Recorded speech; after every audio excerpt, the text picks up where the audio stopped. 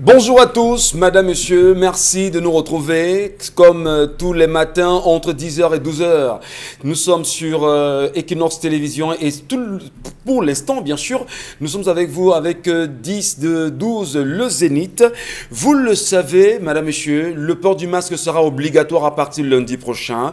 Et là, c'est une décision du Premier ministre, chef du gouvernement, Tif Dion Gouté. Comment les Camerounais apprécient-ils cette mesure-là, donc obliger les Camerounais à mettre le masque afin de prévenir ou encore afin de mettre en place les mesures barrières pour lutter contre le Covid, c'est quand même une décision forte. En tout cas, tout à l'heure, vous nous laisserez vos commentaires comme il est de tradition et nous prendrons du plaisir à vous lire. Madame, messieurs, 10-12, le Zénith, c'est avec la grande équipe qui la constitue, vous la connaissez. Ce matin, nous allons déjà dire bonjour à Charles Amel Battu qui nous retrouve. Bonjour Charles Amel et bienvenue.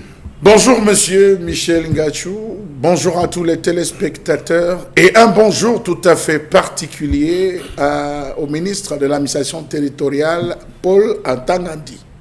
L'affaire de l'affaire dans l'affaire et la sous-affaire de l'affaire.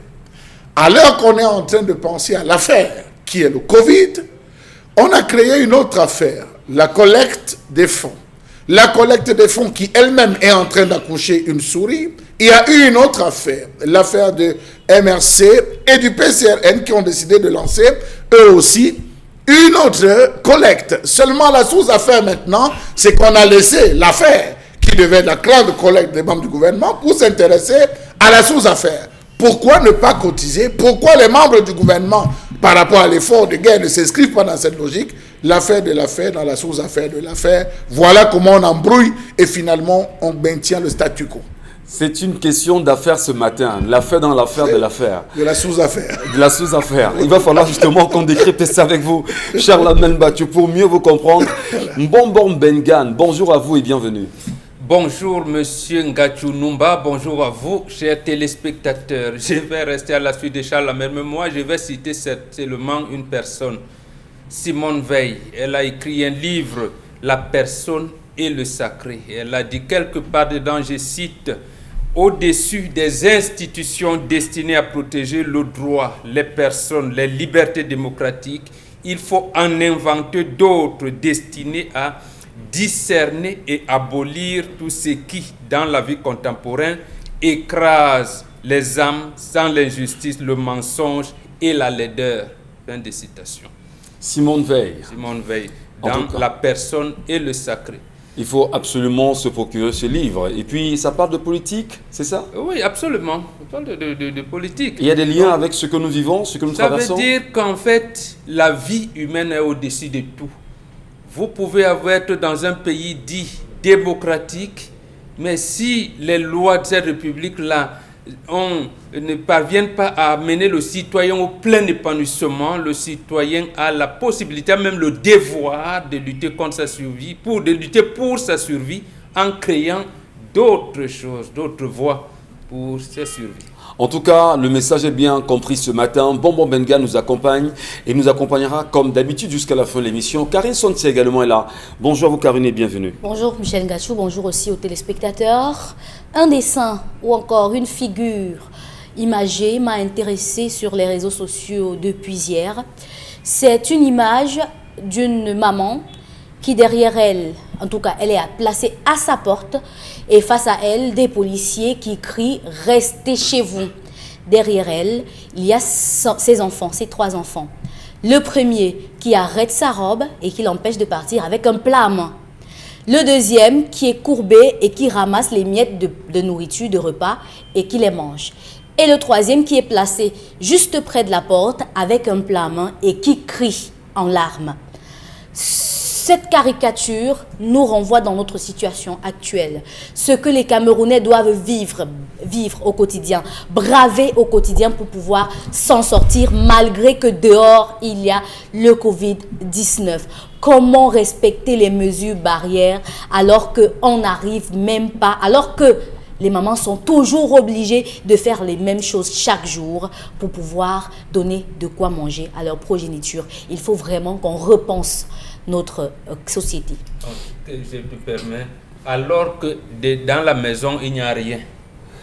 C'est comme ça qu'il faut dire pour qu'on se comprenne. Alors que Comment confiner les gens, Jésus, alors qu'à la maison, il n'y a rien. Comme le quoi le policier confinement... vous demande de ne pas sortir, il ne vous donne même pas un grain de riz pour les enfants. Vous faites comment? Comme quand le confinement ne peut pas marcher. C'est ça? C'est pas... Non. Ça doit marcher pour qu'on évite les contaminations. Ouais, mais il faut que l'État vienne savoir que il y a Tanga Nord et Tanga Sud. Nous, dans notre côté, on ne peut pas avoir de riz. Même les riz, le riz, il y a Semri, il y a qu'on nous donne même des riz à la maison. Bon, de toutes les façons, vous avez 4 même le riz blanc, on va manger. Non, vous avez 4 000 sards de riz qu'on vous a offert, donc il va falloir qu'on fasse une bonne distribution. Peut-être vous aurez quelques kilos. Bon, Bengan. On vous le souhaite. Dominique Audrey Oyengelek, bonjour à vous et bienvenue. Bonjour Michel Ngachou, bonjour aux téléspectateurs. Ce matin, j'aimerais apprécier la mesure que monsieur le gouverneur de la région du Centre, Nassiri Paul Béa, a entreprise, celle d'avoir des journées de marché préétablies. Lundi, on vendra certainement du plantain, mardi, certainement les vivres frais, mercredi, les vêtements, ainsi de suite. Je pense que cette mesure pourrait éventuellement marcher dans la mesure où on va faire une seule chose à la fois par jour. Ça peut évidemment marcher. Est-ce que c'est évident ça? Est-ce que c'est possible ça quand même?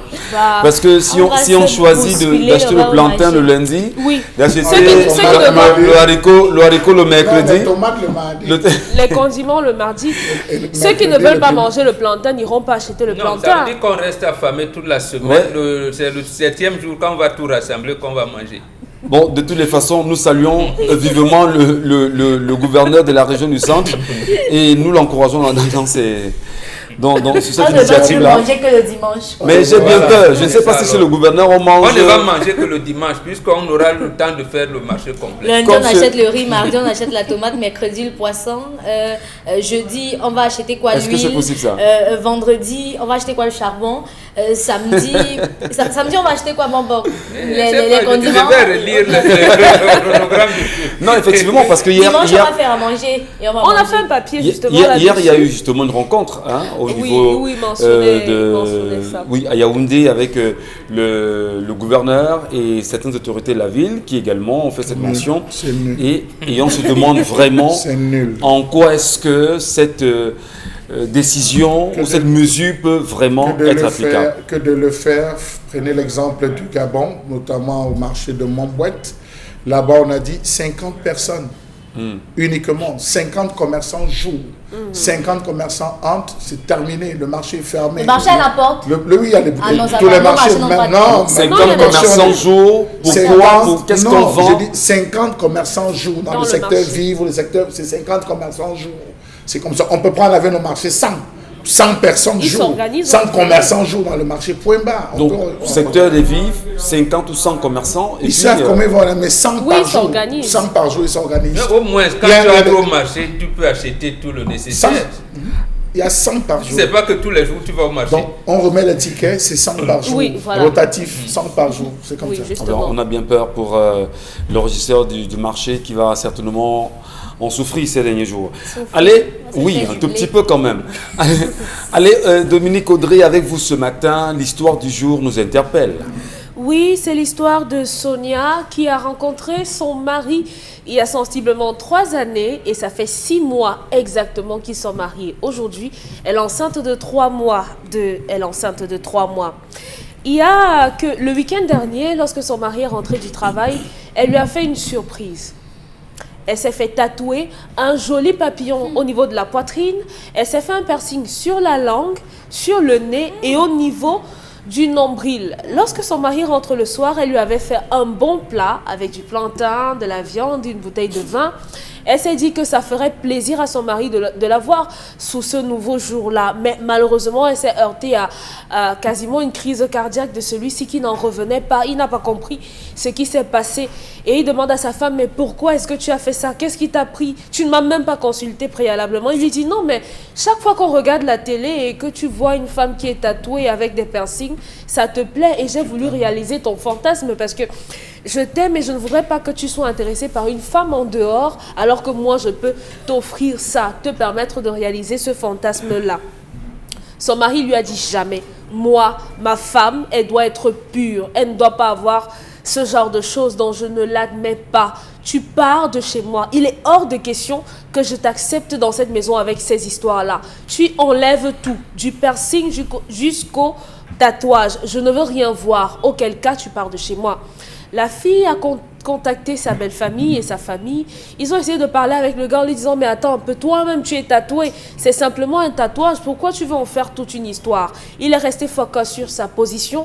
Elle doit enlever ces tatouages-là. Auquel cas, c'est terminé entre elle et moi. Elle m'a contacté, j'ai essayé de parler avec son mari et il m'a expliqué qu'il ne peut pas l'admettre. Il ne veut pas d'une femme vulgaire. Selon lui, il ne veut pas de cette femme-là. Donc, si elle n'enlève pas, c'en est terminé. Sonia, elle, donc de son côté, a dit « Ok, comme tu ne veux pas de moi, parce que j'ai fait un tatouage pour toi, je vais me faire avorter de ton enfant également. » Et là, il revient, il lui dit « Non, si tu veux, n'enlève pas, n'enlève même plus, accouche mon enfant. » Et tu me remets. Donc aujourd'hui, c'est l'histoire de cette femme qui est un peu perdue parce qu'elle ne comprend pas comment est-ce qu'on peut vouloir faire plaisir à son mari et ça aboutit à une rupture, à une séparation. Donc la question du tatouage ce matin, est-ce une bonne ou une mauvaise chose? Quelles sont les personnes habilitées à le faire? Ou encore, est-ce qu'une femme mariée peut faire le tatouage? Est-ce que faire un tatouage a une connotation négative sur la personne qui l'arbore au même titre que les piercings et si vous voulez, même des chevillères, Monsieur Ngachu? Au-delà justement des questions posées, on va dire que tatouage, grossesse, chantage, bonbon bengan. Vous êtes le sage justement du plateau. Quelle appréciation vous en faites? Je partage à 200% les orientations de son mari. 200%. Donc, entièrement d'accord. Oui, entièrement d'accord. Et je condamne davantage le fait de vouloir avorter. Parce que votre mari vous fait des reproches qui sont nommés, vous dit, allez enlever. Vous avez cru devoir me faire plaisir, chérie, ça ne me plaît pas. Va enlever, on continue notre aventure tranquillement. Et vous persistez en lui disant que c'est ça qui te fait plaisir. Mais je ne comprends pas. Lui-même est tatoué. Oui, c'est ça qui te fait plaisir parce que tu regardes les femmes. Parce que tu regardes les femmes tatouées. Persuasion. Donc, non, je n'admets pas. Je n'admets pas. Vous n'admettez pas personnellement Non, le problème, tatouage, hein. voilà l'histoire. Non, c'est limite. La femme dit parce que tu regardes les femmes qui ont des tatouages. Il ne dit pas que parce que toi-même tu es tatoué. Il apprécie les tatous. Oui, mais attends. Il ne dit pas. Il regarde, il apprécie. Peut-être ne veut pas que sa femme porte des tatouages. Parce qu'il sait, lui il est tatoué, il sait ce que c'est. Est-ce qu'il a la possibilité d'enlever? Parce qu'on m'a dit, moi je ne connais pas ces choses-là. Il y a apparemment certains tatouages, quand vous, dans la jeunesse vous avez vu et vous vous rendez compte que vous ne pouvez plus. J'ai eu un ami comme ça. Et il vit en Allemagne et apparemment il a eu des problèmes. On dit qu'il doit avoir des débuts de cancer, quelque chose comme ça. C'est un ami de plus de 40 ans. Il a ce problème. Il voulait enlever, on dit, ces genres de tatouages, on n'enlève plus. C'est même lui qui m'en a parlé. Donc, en fait, est-ce que ce garçon peut se retrouver dans cette situation où, dans la jeunesse, il se permettait un certain nombre de choses que ça n'enlève plus? Il voit donc que c'est un danger. Et peut-être quand il regarde les femmes tatouées, il se dit, voilà d'autres prisonnières qui ne sont pas. Et ça en est comment? La femme, au lieu de discuter avec son mari pour savoir, mais je te vois souvent regarder ces femmes, de quoi s'agit-il? Elle a déduit qu'il aime ça parce qu'il l'apprécie. Voilà. Mais apprécier, on peut apprécier. Cher ami, c'est beau. On n'adopte pas. Mais il ajoute dans son appréciation, il dit c'est vulgaire. Ça veut dire que c'est apprécié. Parce que sa femme a fait. Ah non, c'est parce que sa femme a fait que ça devient vulgaire. Je ne veux pas que ma femme fasse parce que je ne veux pas qu'on la considère comme pala, comme ceci. Voilà. Père Bonbon, que vous fassiez quelque chose qui est bien ou mal, il y aura toujours quelqu'un qui va vouloir mal vous regarder. Oui, vous êtes en couple là maintenant. D'accord. On est en couple, on n'est pas en train de faire un débat philosophique. Donc, je la cite, tout à fait. Ce n'est pas un débat philosophique, c'est de concret. Et la femme ajoute, je pars, j'avorte. Tu me fais partir, j'avorte. Vous voyez, je te fais partir. Avec la grossesse? Oui, oui, je te fais partir. Puisque je t'ai donné la possibilité, parce qu'eux savent. Apparemment, ils savent que les tatouages sur sa femme, on peut les enlever. Donc, tu dis, bon, va enlever, on continue. Voilà, et c'est là justement où certaines femmes qui parlent de dialogue n'arrivent même pas à dialoguer avec les femmes, leurs maris, et comprendre pourquoi. Pour nous, quand la femme obéit à ce genre d'instruction, j'ai dit, le cadeau que vous allez lui réserver, parce qu'effectivement, elle s'est trompée, elle croyait vous faire plaisir, et en plus, elle est enceinte, vous obéissez, vous allez voir votre mari, le visage de votre mari reluire de telle manière que vous allez même être surpris.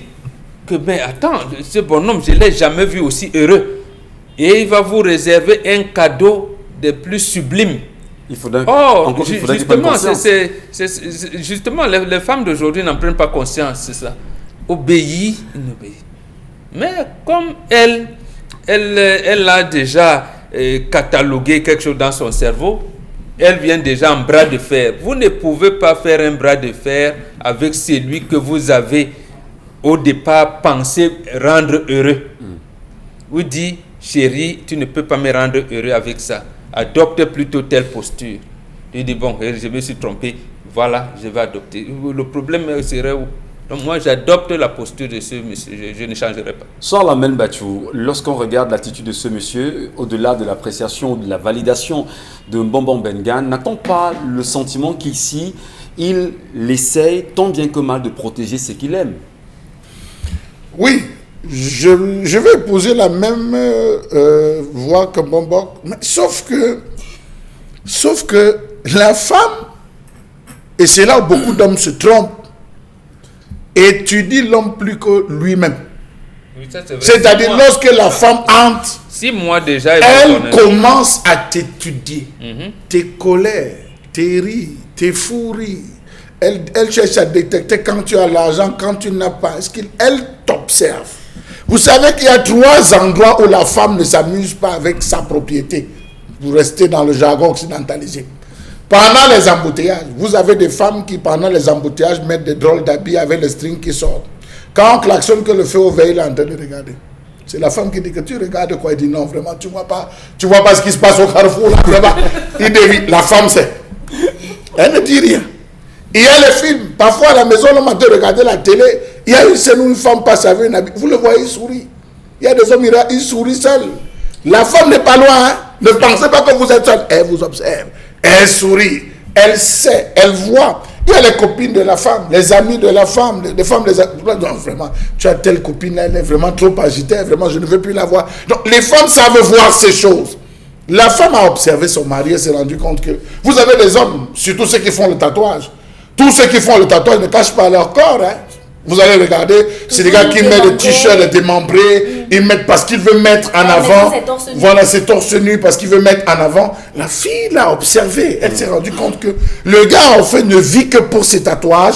Le gars est le tatouage. Sauf que ce que beaucoup ignorent, c'est que le tatouage, en principe, c'est ce qu'on dit, vous allez chercher, vous allez emprunter quelque chose d'inanimé que vous allez animer sur vous. Permettez-moi d'expliquer comme ça. Parce que celui qui vous fait des tatouages, lorsque vous arrivez, il y a des motifs, des représentations zoomorphiques, des représentations anthropomorphiques. Vous avez tout un ensemble vous avez des gars qui mettent les hommes à moitié chèvre. Ils se font tatouer cela. Il y a des gens qui vont emprunter dans l'art gothique, qui vont emprunter dans l'art copte, ils vont emprunter chez les Aztèques.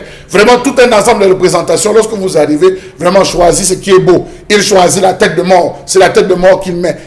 Est-ce qu'il sait quel est le message qui se cache derrière chaque tatouage? Mais au-delà du message, est-ce que cet homme est en train de protéger sa femme en lui interdisant? Non, il n'est pas en train de protéger. Non, il n'est pas en train de protéger. Parce que lorsque vous mariez avec une femme, vous vivez avec une femme, il y a des principes que vous donnez à votre femme. Lui a-t-il donné ses principes en lui disant, écoute, chez moi, les histoires de tatouage, je ne suis pas dedans. Parce qu'une chose est sûre, si vous allez voir, ils ont les mêmes goûts musicaux, c'est le rap ou c'est le R&B. C'est des jeunes, ils ont un monde à eux. Donc ils connaissent là où ils se retrouvent, c'est les snack bars, la nuit jusqu'au matin. Donc ils ont une façon de vivre. Est-ce qu'il est parti de l'homme amoureux à l'homme logique qui dit, madame, Ça, c'était la vie d'avant. Maintenant, chez moi, tu dois être une femme comme ça, casée, posée. Là, il est surpris par rapport à la femme qu'il a observée, a décidé, je vais aller poser. Réagir de cette manière, non, je ne pense pas. Bon, là, il faudrait aussi aller voir quel est le motif que la fille a fait. Parce qu'il y a un papillon. Vous savez que le papillon... Piercing, tatouage, il n'en veut pas. Le papillon dans le monde ésotérique, vraiment, quand on dit vous êtes un papillon, je n'ai pas envie de vous dire, regardez la vie de tous ceux qui ont essayé d'emprunter cela. La vie de quelqu'un qui est un papillon, franchement, que ce soit dans le monde ésotérique, que ce soit tout le monde, vraiment, c'est pas un très bel animal. Donc, elle a tatoué. Est-ce qu'au fond, il n'y a pas d'autres? Parce que sous chaque représentation, il peut y avoir d'autres images, d'autres reflets. Vous allez voir quand vous allez chez les musulmans sont contre le tatouage. Vous allez voir même quand il n'y a pas de représentation de personnes chez eux, ils ont une façon de penser, de voir. Donc j'estime que ce gars, il a raison, mais sauf qu'il n'a pas préparé sa femme. Donc par conséquent, il devrait pardonner à sa femme, parce qu'aller enlever, c'est se racler littéralement la peau, c'est utiliser l'acide. Ça aussi, il faut dire, c'est utiliser l'acide, parce que vous savez, l'acide qu'on enlève pour les méthodes africaines. Je ne sais pas si ça évolue en Europe, mais c'est utiliser l'acide pour nettoyer. Et alors, Charles on va quand même dire qu'il y a ceux qui apprécient bien le tatouage, donc qui aiment bien voir les filles tatouées. Maintenant, Karine Sontia. Les filles tatouées. Oui, les filles tatouées et les filles qui ont des piercings. Les tatoueurs épousent les tatoués. Karine Sontia. Bonne appréciation certainement, mais la fille, au-delà de la grossesse, veut absolument faire chanter le garçon. Est-ce que c'est aussi une bonne attitude, celle de la femme? Je ne sais pas. Je ne sais pas si c'est une bonne attitude. Mais ce que je sais quand même, c'est que l'enfant est d'abord dans son ventre, c'est d'abord son enfant. Ouais. Oui. Et que le corps qu'elle vient de souiller avec ce tatouage, c'est d'abord son corps. D'abord son corps. Donc, en fin du compte, c'est à elle de décider ce qu'elle va faire de son corps. Elle a décidé de faire des dessins dessus. C'est à elle de faire ce qu'elle veut de son corps. Sauf que, en impliquant un enfant dans votre conflit à vous deux, un enfant qui n'a même pas demandé à être là, ça devient malsain. Et c'est pourquoi j'ai dit dès le départ que ce couple est un couple de voyous. Je suis désolée de dire ça comme ça, mais c'est un couple de voyous.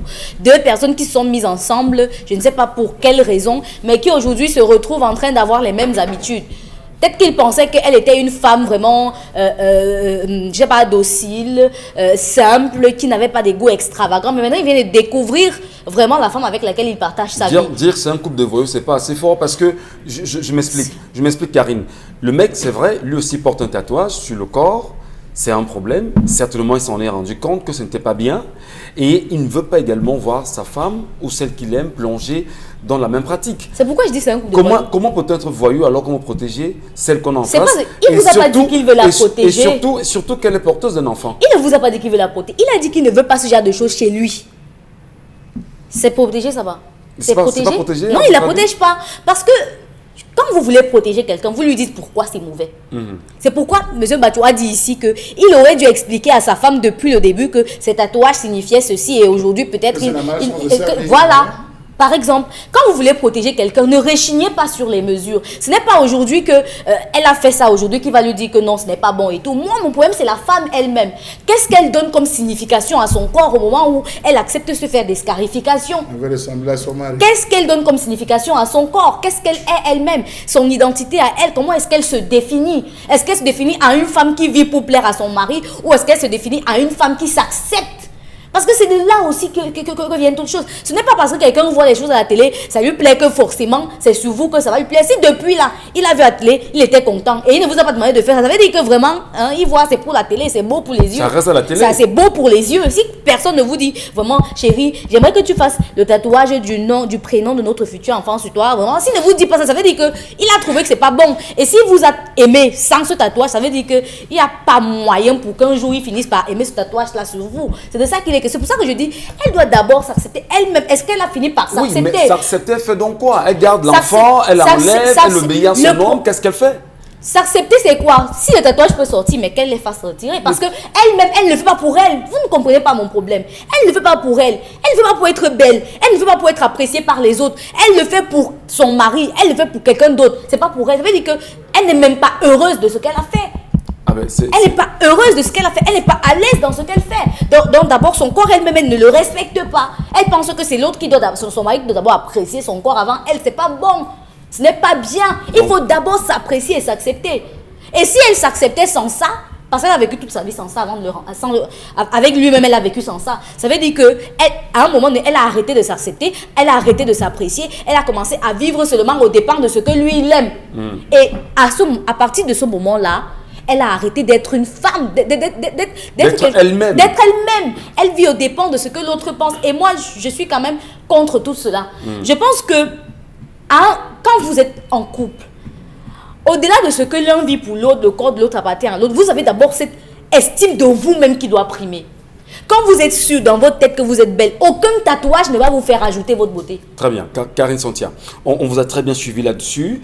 Il faudrait forcément que cette fille s'assume comme elle est, qu'elle s'accepte comme elle est.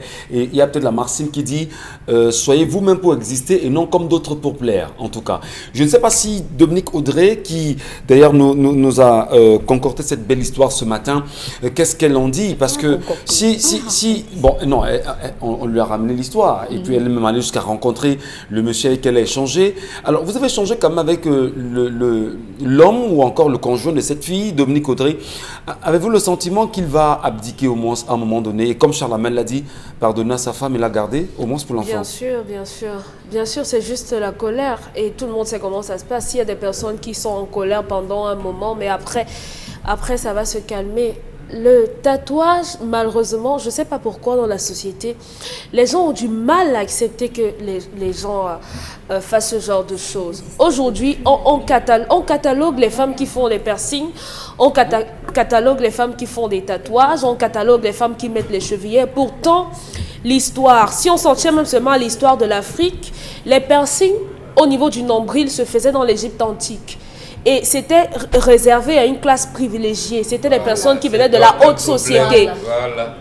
Donc, appartenez comme à des sociétés, faites ce que ces sociétés maintenant, aujourd'hui, lorsqu'une femme a un piercing, elle est regardée comme une personne vulgaire. Non. Je pense qu'il est plus question d'affirmation de soi.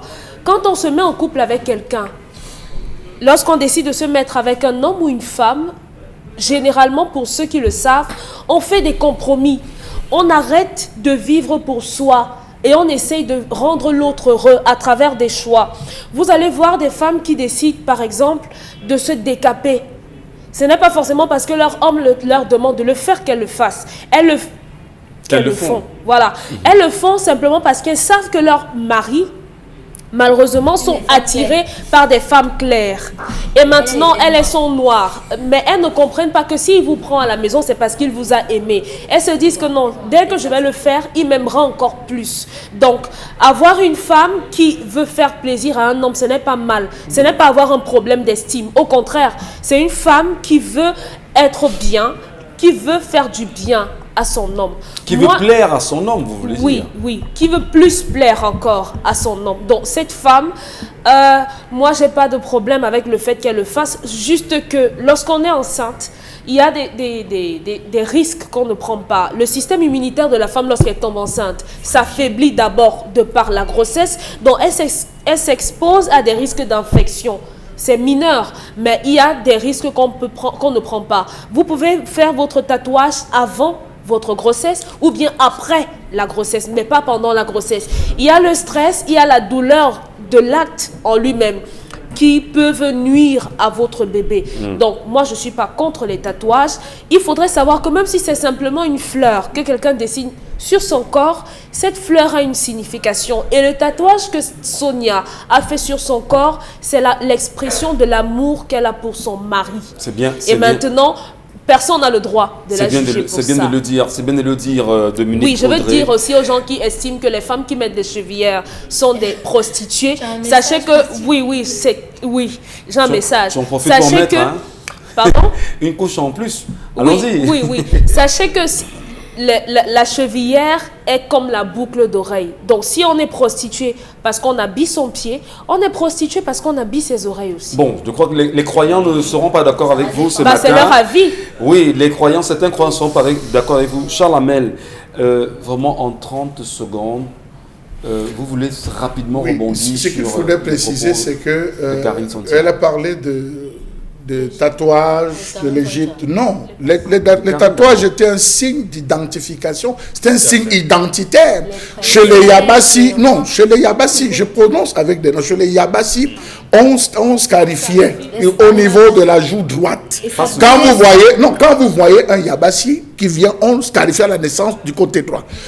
Dans le Mbam, c'est du côté gauche. On scarifie du côté gauche dans le Mbam. Ça, c'est des signes identitaires.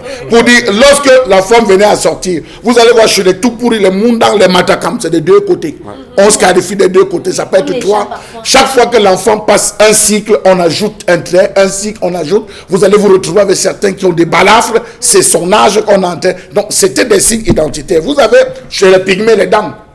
Plus vous grandissez, on lime les dents chez les pygmées. Ils liment les dents en fonction de certains critères esthétiques. Plus les dents sont limées, plus la femme est belle, plus l'homme est beau. Vous allez même en Côte d'Ivoire chez les dents, les guerres, les agnes, les bétés. C'est pareil.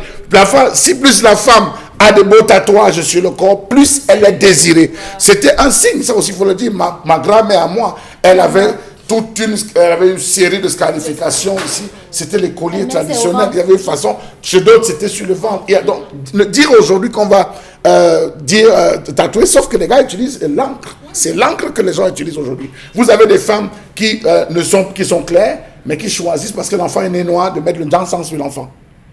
Oui, il y a des femmes qui le font et mettent le sang sur l'enfant. Vous avez des enfants parce que papa fait les dreadlocks, il est avec maman. Dès que l'enfant naît, si c'est un enfant mâle ou un garçon, pour le dire simplement, on fait les dreadlocks. Allez voir la rentrée scolaire, comment on rase les têtes des enfants à l'école primaire. Parce que papa ou maman a voulu faire les dons. C'est pour dire que c'est quelque chose qui est véritablement ancré dans notre société. Il faudrait qu'on revienne aux valeurs telles que Bambok et moi, on dit ici tous les jours. Charles Hamel, non, vous êtes très bien suivi. Madame, monsieur, merci de nous laisser vos différents commentaires. Nous les lirons avec Harrison tout à l'heure. Mais avant, étant donné qu'on évolue très bien pour 10-12, le zénith de cette édition, allons pour ce vendredi revoir ce que nous garde ou encore ce que nous a préparé Charles Hamel dans le cadre de la colère de ce jour.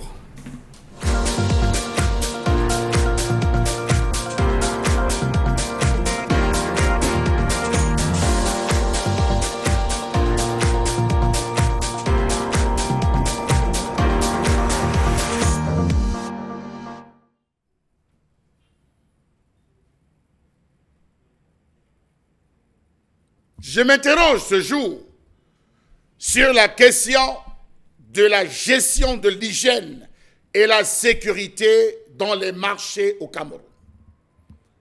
Je suis passé personnellement ce matin au marché Makepe-Misoke. Ce que j'ai vu au marché Makepe-Misoke m'a fait comprendre que le Covid n'existe pas au Cameroun. On n'a pas de Covid-19. C'est des choses qu'on raconte à la télé. Marché touffu, rompu. J'invite le sous-préfet, s'il aime ces populations à Douala 5e, à descendre pour essayer de résoudre le problème du marché Makepe-Misoke. Quel est le rôle de la Croix-Rouge, de la direction de la protection civile ou des sapeurs-pompiers à l'état actuel de nos différents marchés? Marché Bonamoussadi, marché Grand Hangar, marché non glacé, marché Madagascar, marché Ndokpassi, marché central, marché des femmes, marché Nkouloulou, marché New Daido, marché de Niala et j'en passe. La situation, le positionnement, l'organisation, la structuration de nos marchés est abracadabrante. Comment comprendre que les marchés, que les gestionnaires de marchés n'ont jamais pensé prendre en compte l'extrême nécessité d'assurer la sécurité sanitaire des aliments, aborder les questions des caractéristiques des marchés alimentaires, d'évaluer les principaux risques liés aux aliments. Tout désormais se vend à même le sol. Il n'y a plus de comptoir. Les anciens comptoirs pour ce qui est du marché Noudaido à l'extérieur ont été cassés. Désormais, c'est sur la bâche. On met tout. On est au carrefour. On est positionné n'importe comment. Vous entendez un cri, c'est chacun qui fuit. Une voiture klaxonne, on préfère tirer les produits sur la bâche. Tant pis si ça tombe, on viendra ramasser. Et après, on revend. Comment comprendre que jusqu'à ce jour, ni la mairie, ni les mairies de ville, ni l'entreprise en charge de la fourniture d'électricité, ni les communes d'arrondissement n'aient pris la peine d'évaluer les principales causes des incendies dans nos principaux marchés. En cas d'incendie, comment gérer la sécurité des biens et des personnes? Marché central, marché Bonamoussadi, marché New Dedo, Grand Hangar. Comment gérer la sécurité? Comment comprendre la mauvaise répartition des boutiques dans les marchés, la juxtaposition et la superposition des boutiques, des conteneurs désormais qu'on utilise dans les marchés? Que dire de la complicité même qui existe entre le président du marché, les régisseurs du marché et les différents réseaux tapis dans l'ombre qui interviennent depuis la mairie pour le positionnement de X ou de Y? Comment comprendre qu'on ne peut avec aisance, circuler dans un marché? Comment comprendre que rien n'est fait pour limiter même la pollution ou la contagion en cas d'épidémie déclarée dans un marché? Comment comprendre le fait qu'aucune boutique dans nos marchés ne soit équipée d'extincteurs? La majeure partie des boutiques visitées dans les marchés n'ont pas d'extincteurs. Gravissime. Comment comprendre le fait qu'il est quasi impossible pour le commun des mortels de circuler dans les marchés du Cameroun? Comment comprendre que nos marchés même peinent à avoir des bonnes aires de stationnement? Marché Makepe Misoke, était-ce un marché? Point d'interrogation. Marché Bonamoussadi, était-ce un marché? Point d'interrogation. Marché central, y a-t-il une aire de stationnement? Marché Ndokpassi, tout se passe, tant pis pour vous, faites comme vous pouvez. Comment comprendre que les marchés du Cameroun soient entièrement dépourvus d'issues de secours parce que X ou Y aurait construit sur la barrière du dit marché? Marché Noudaido, l'issue du secours est abracadabra. Comment comprendre qu'à ce niveau, c'est la boue qui entoure définitivement les marchés, c'est des constructions, on ne peut passer. Comment comprendre que dans le plan de gestion des marchés, l'on n'est pas à ce jour intégré la notion de mise en service des bouches à incendie existantes? Comment comprendre que les marchés du Cameroun soient dépourvus d'une formation sanitaire de premier degré? C'est-à-dire dans un marché, avoir une infirmerie normale, avoir, on va le dire, des issues de secours, des personnes, de personnel médical pour intervenir rapidement. Comment comprendre que même les commerçants ne soient pas formés dans la prévention et la gestion des crises? Que pensez-vous de l'ensemble des marchés vendus ou des marchandises vendues à même le sol? Tomates, piments, épices, vivres frais et j'en passe. Allez au marché Sandanga pour comprendre de quoi je parle. À l'heure où je vous parle, vous verrez comment est-ce que les commerçants se retrouvent à vendre tout. Pourtant, on prélève les tickets. Pourtant, le régisseur prélève la location sur les places. Comment donc comprendre le manque de propreté dans les installations, l'absence d'hygiène dans la manipulation des denrées alimentaires? Telle est la question en cette période où le Covid-19 fait tranquillement son petit bout de chemin. Le marché Makepe Misoke est un marché qu'il faudrait désormais suspendre parce que ce n'est pas un. C'est une foire à propagation du Covid-19. La colère de Charles Hamel ce matin, colère vraiment justifiée avec l'évolution du Covid-19 et il faut vraiment prendre conscience quand on sait également que dans les marchés, il y a vraiment que les gens se frottent entre eux et c'est assez dangereux quand même de toutes les façons. On va ce matin interpeller non seulement le super-maire de la ville de Douala ou les super-maires des différentes villes du Cameroun à être plus regardants, interpeller également les maires des communes d'arrondissement à échanger véritablement avec les différents percepteurs ou encore les différents présidents des marchés du Cameroun. Question d'en faire un objectif et lutter efficacement contre le Covid-19 qui évolue. Mais Maman Bengan, au-delà de ça quand même, on parle d'hygiène, salubrité, c'est pas un discours qui date d'aujourd'hui, on en parle depuis des années, ça ne change pas. Et comment expliquer ça? Que ça ne change pas parce que peut-être les gens ne veulent pas prendre conscience ou que l'autorité même a foutu le camp. Justement, pourquoi à notre époque ça s'appliquait et maintenant ça ne s'applique plus? Pour le comprendre, je pense qu'il faut aller dans un cadre, puisque Charles Hamel nous amène à Covid-19, ramener ce que les médecins camerounais nous disent toujours tous les mois de décembre. Les médecins nous disent que, parce qu'il y a une semaine de cœur, ils nous disent toujours depuis je pense 1999, que l'occidentalisation de notre alimentation a augmenté le taux de prévalence du diabète, de l'hypertension artérielle. Interrogez les médecins, vous le diront. Et lorsque nous disons que l'Occident nous a tués, on va dire, ah oui, vous êtes des archaïques, mais on ne peut pas ne pas faire ce constat. Nous, les indigènes, on avait dans ce pays une journée nationale d'investissement humain. Tout le monde s'appliquait, même à l'hôpital. Il n'y avait que les services de maternité des urgences qui fonctionnaient à plein régime. Les autres, tout le monde était au village. Bon, mais les élèves qui allaient à l'école, si ça coïncidait pendant les jours de classe, tout le monde faisait l'investissement humain.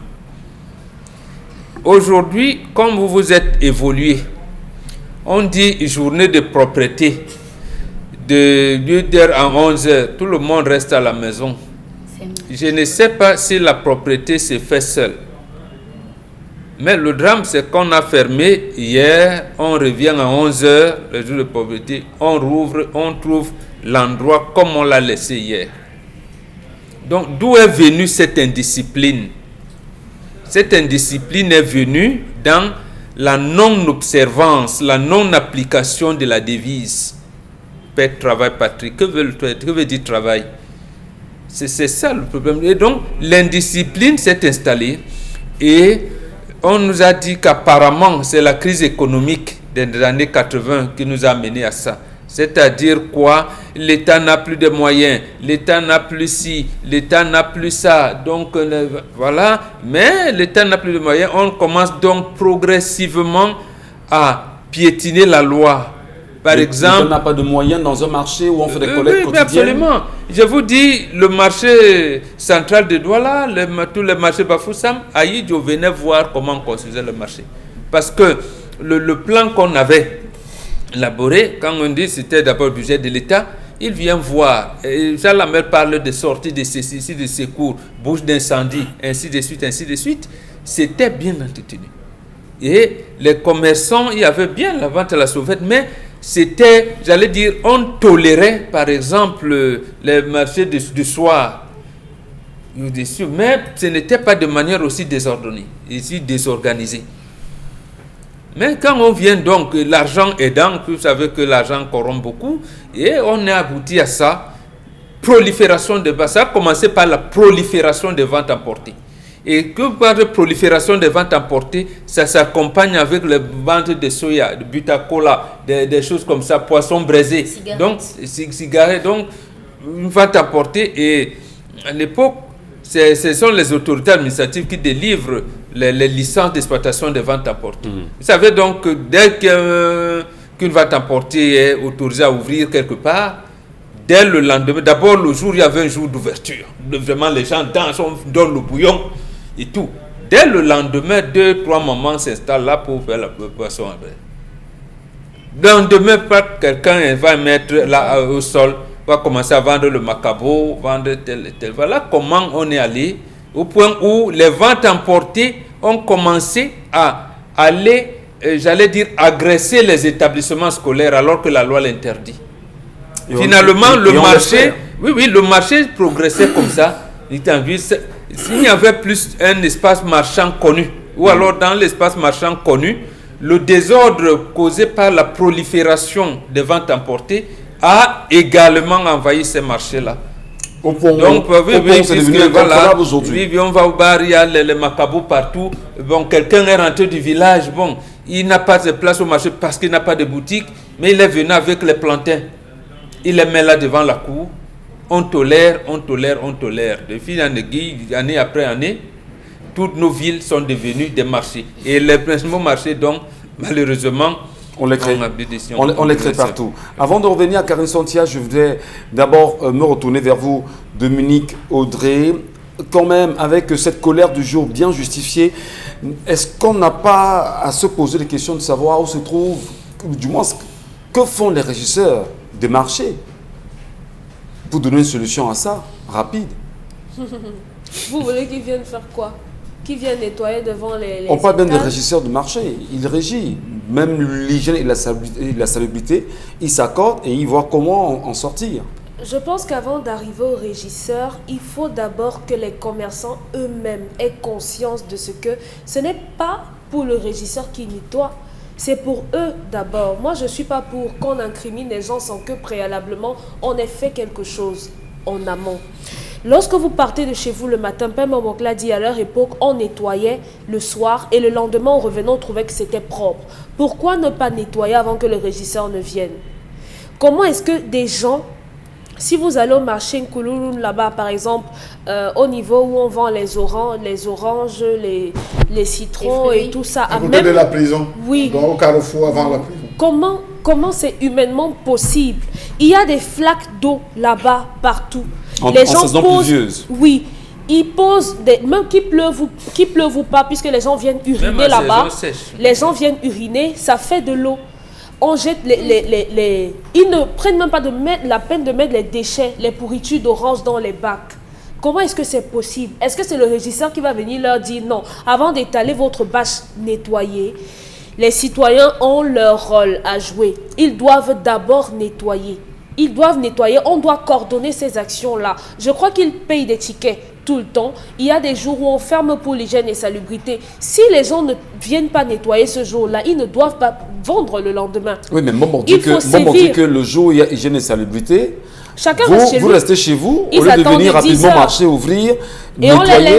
Et on les laisse. C'est justement ça le laxisme. Venez nettoyer d'abord. Malheureusement, il y a des citoyens qui aimeraient qu'on pousse à une certaine répression. Et cette répression-là, on ne pourra pas la défendre parce qu'elle est justifiée. Si vous devez vendre à un endroit, vous devez nettoyer.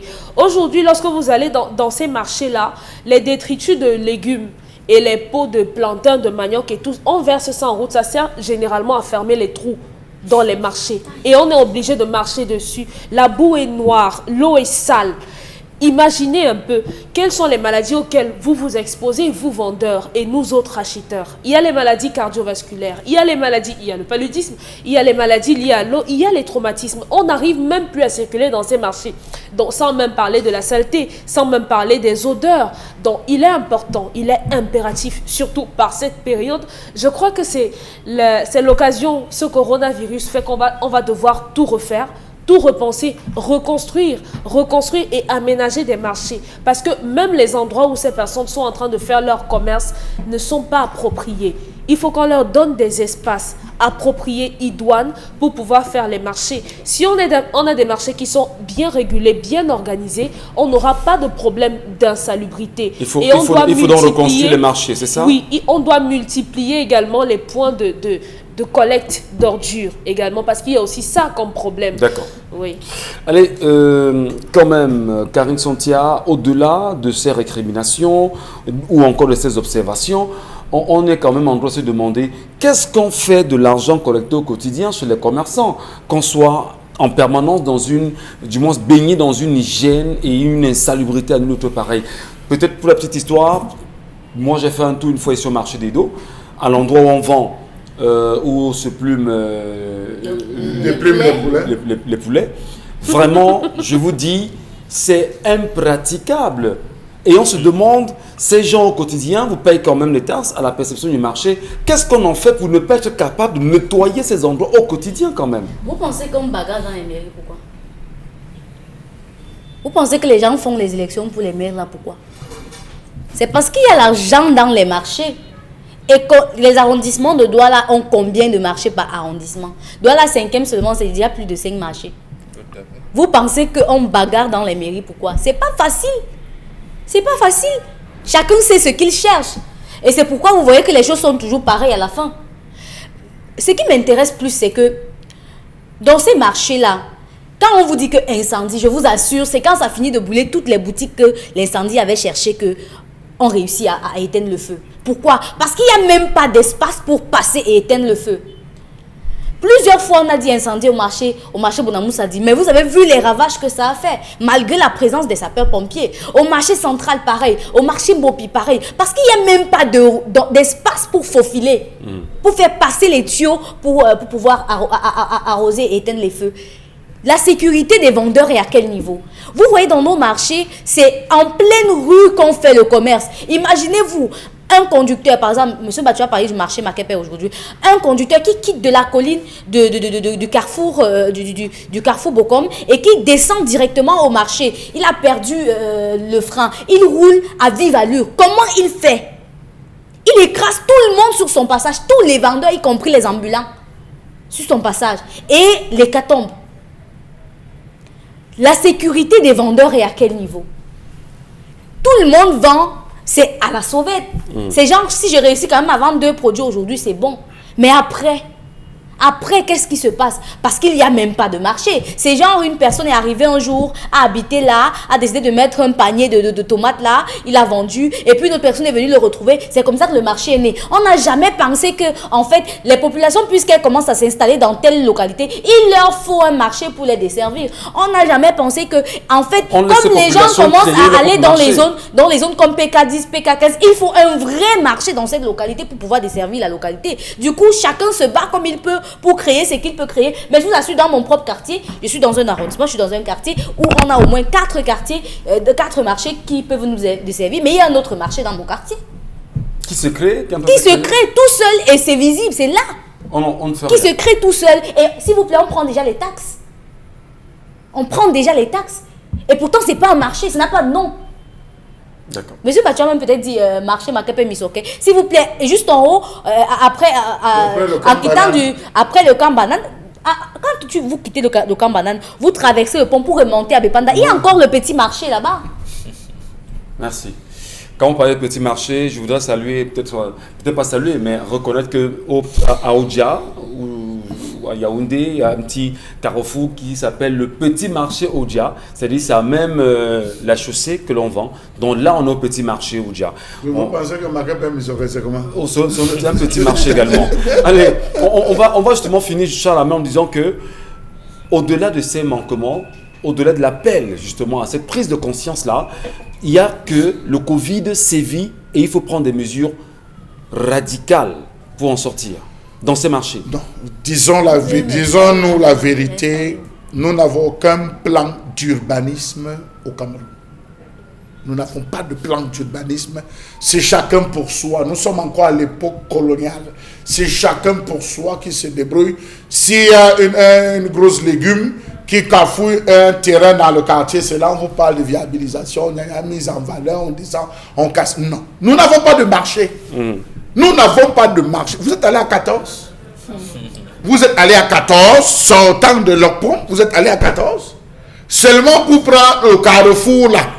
Il y a, je ne sais même pas comment ils ont pensé ce carrefour avec des dalettes qui séparent des axes, comment est-ce qu'ils ont pensé. Toutes les dalettes se sont effondrées parce que les camions qui sortent dans la zone de Yabassi, les camions qui viennent tous ont éclaté déjà toutes ces dalettes, première chose. Donc pour pouvoir sortir de 14, de l'Opom par 14 ou à 12, vous allez faire des contorsions dignes d'un fakir avec votre véhicule pour pouvoir passer. C'est assez lamentable. En tout cas, on va prendre une pause et on vous retrouvera par la suite, madame, messieurs, avec 10-12 le Zénith qui, en ce moment, est chez vous.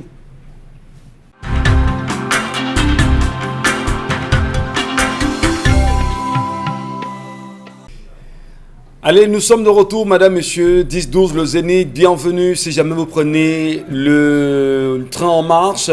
Charles Amel Batchou, Bonbon Bengan, Karen Santia et Dominique Audrey, on est avec vous comme il est de tradition et ensemble, on a déjà quand même touché la colère de Charles Amel de ce matin qui s'est arrêté sur l'insalubrité, d'ailleurs l'hygiène et l'insalubrité dans les marchés. Vos avis sont assez nombreux, on va les lire dans un instant, mais on vous rappelle aussi que quelques sujets ont été évoqués ici. Et vous êtes assez nombreux à nous relancer là-dessus.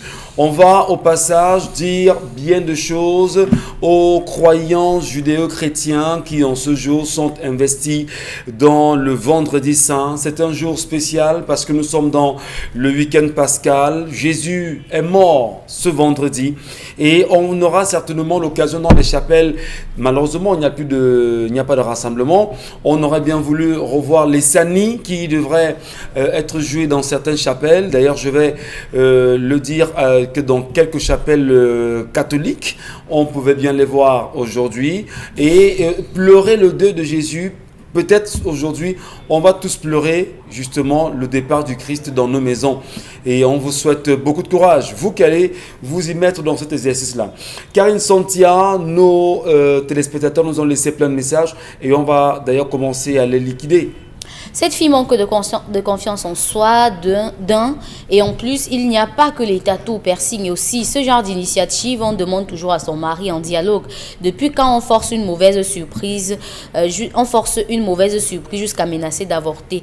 Ces choses ont des significations à la base. Les chevillets, c'est occidental, représentant des lesbiennes. Les tatouages, pareil, représentent une secte en fonction du dessin, comme les yakuza, ainsi que les piercings jusqu'au crâne. Alors, je pense que nous avons toujours très mal copié l'Occident de ma part. Après l'accouchement, le mariage finit. Mais il faut quand même préciser que Sylvestre depuis Toulouse en France. Il y a des pays un tout petit peu comme en Amérique du Sud, Mbombo Mengan, où le tatouage là-bas, c'est de la tradition. C'est chez les Indiens. Oui, tout à fait. Chez les C'est pour ça Indiens. que nous disons donc que lorsque Le vous tatouage. Lorsque vous entrez dans la civilisation de quelqu'un, il faut savoir de quoi il s'agit. C'est comme ça. C'est-à-dire, et c'est cette expression, vous êtes des judéo-chrétiens, vous avez commencé à malmener le monde en parlant de universel. Il n'y a aucune tradition qui est universelle. S'il y a une tradition qui est universelle, c'est la tradition africaine. Et vous dites donc aux gens, il y a une tradition africaine, vous dites, mais oui, mais il y a des catégories, il y a des Bantous, il y a les ceci. Apprenez, il n'y a que la tradition africaine qui est universelle. Or, quelle est donc cette tradition? Quand vous avez parlé tout à l'heure des sévillères, des ceci, des trucs, mais apprenez, vous allez vous rendre compte de cela, qu'il y a des classes sociales. Il y a des classes sociales qui ont besoin de tatouages, scarifications, même le port des colliers et même des boucles. Il y en a. Donc le fait de porter une boucle sur une seule oreille, à gauche ou à droite, ça ne date pas d'aujourd'hui. Mais tout ça a une signification. Mais le drame, c'est que les gens viennent vous dire, en Égypte antique, on portait les boucles. Bon, d'accord, vous dites donc, ça signifie quoi? Le fait de porter une boucle d'oreille sur l'oreille gauche et de raser les cheveux. Personne ne vous dira.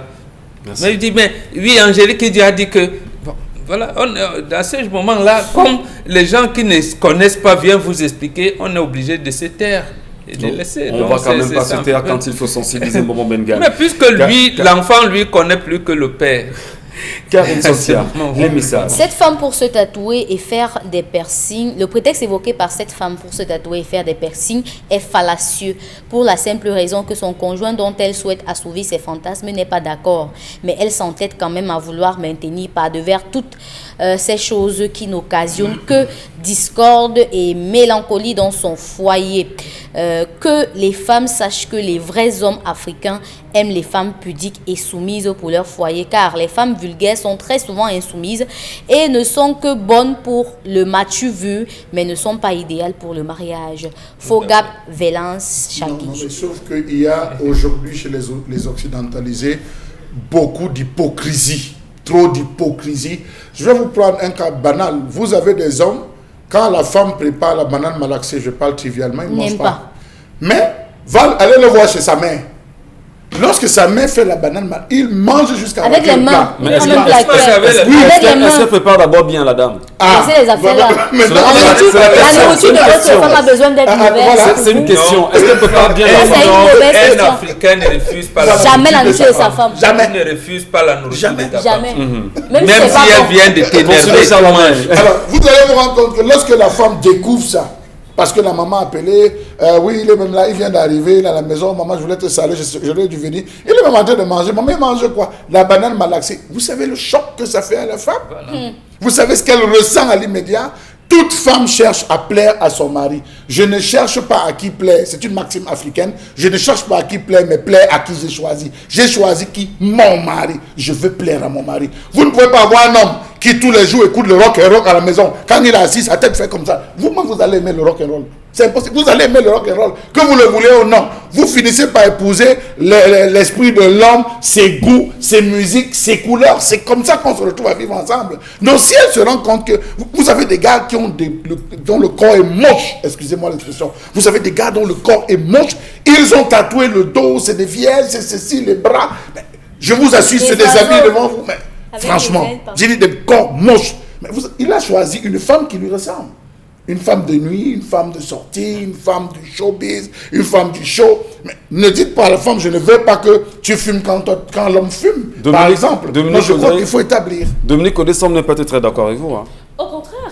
Ah, vous approuvez. J'épouse complètement. Vous approuvez. On dira certainement que ça a eu une signification et tout, mais ça, c'est avant. Moi, je suis de ceux qui pensent que si on dit que à l'époque, il y a fort longtemps, on ne devait pas marcher avec des pieds, avec des chaussures, et qu'aujourd'hui, Oyengele estime qu'elle doit marcher avec des chaussures, elle marche avec. L'impact ou bien la signification ou la conséquence pour ceux qui savent ce que ça peut faire là-bas, ça va leur faire à eux, mais si elle ne croit pas ce que ça peut lui faire, ça ne lui fera rien. Permettez-moi de vous dire qu'il y a une représentation que les jeunes utilisent aujourd'hui, c'est une sorte de vierge. Oui. En fait, c'est la déesse une déesse maléfique, dont je me réserve de prononcer le nom. Oui, monsieur. Lorsque vous vous baladez avec cela, et qu'une personne de mauvaise acabit, une personne qui spirituellement est nocif, il se sert de cette représentation pour passer son message.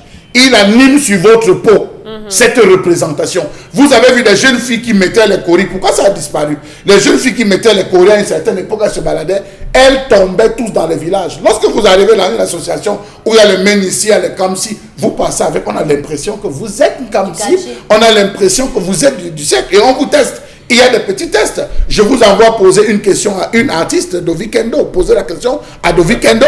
Posez-lui la question pourquoi elle a enlevé les coris. Je le dis à mon deux visions. C'est une de mes soeurs que j'aime bien. Posez-lui la question. Or, je lui avais donné plein de conseils, mais il me répondait comme ça. Dans les années 95-96, dans un hôtel de la place, sorti d'un séminaire, dans une autre vie où j'étais reporter, justement, une collègue, donc comme ça, elle est scandalisée. Moi, elle ne savait pas. Une femme vient toujours là, je ne connais pas. C'est après qu'une aînée a dit enlève ce que tu as en la main. Quand tu portes ça, en France, ça veut dire qu'on est lesbienne. Voilà. Nous, c'était que moi, j'ai même. Moi, je ne connais pas. On met de pied gauche ou de pied droit, je n'en sais rien. Mais toujours est-il qu'il faut savoir. C'est ça le problème. C'est qu'il faut connaître le code. Nous, on n'interdit rien. Parce que la civilisation africaine, contrairement à ce qu'on pense, elle est flexible. Voilà. Elle est flexible.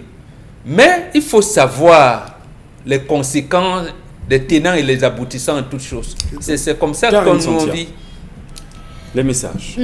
Alors, notre message, on ne planifie pas un échec, mais on échoue par défaut de planification. Ce sont les mots d'un penseur bien connu. Le désordre, l'insalubrité grandissante, l'insécurité et toute carence profonde décriée par Charles Hamel sont le résultat d'un défaut de planification doublé d'un amateurisme. La plupart de ces marchés ont poussé au gré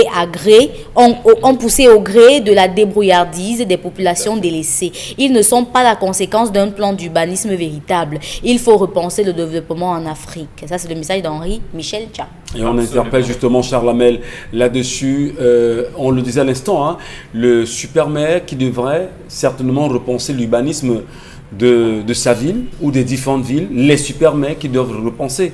Vous savez, à Yaoundé, par exemple, on nous a fait savoir que l'un des premiers maires de la ville de Yaoundé, le maire Fouda André, et moi, à un moment donné, je peux quand même circuler dans la ville, je me rends compte qu'il y a tellement d'embouteillages, il n'y a pas de route, et qu'on me dise que, bon, moi, j'ai rien contre lui, que c'était l'un des meilleurs maires du Cameroun, je dis, mais il a pensé son époque, mais il n'a pas pensé l'avenir.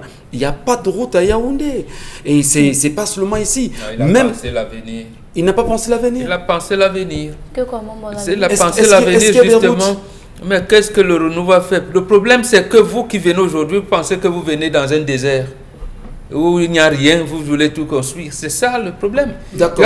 Quand vous entendez parler de Madagascar, est-ce que vous savez qu'il y a un plan Madagascar? Le marché Madagascar? J'ai dit quartier Madagascar. Comme à Douala, la zone Nilong. Vous ne savez pas ce que c'est, justement.